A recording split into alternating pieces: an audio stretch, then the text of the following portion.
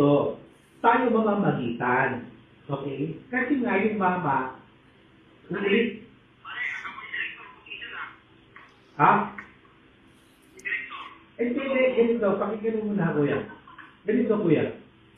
Nung pumutok yan, nagkausap kami. Sabi ko, kuya, matalimugot yan. Nag-aaway ang Duterte at Marcos. Okay? Huwag kang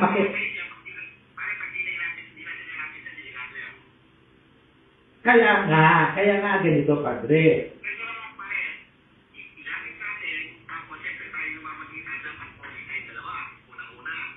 Hindi,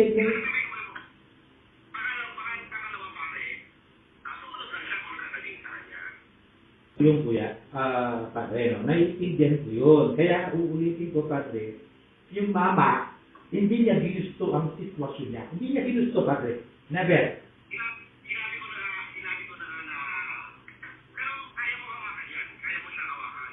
Kaya kong iparating yung mensahe.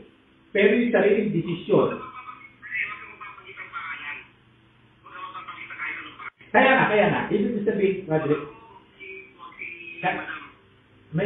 padre, marunong tayong mawak ng informasyon. Ang sinasabi ko, padre, kung ano magiging desisyon niya, sa kanya yun, padre, di ba?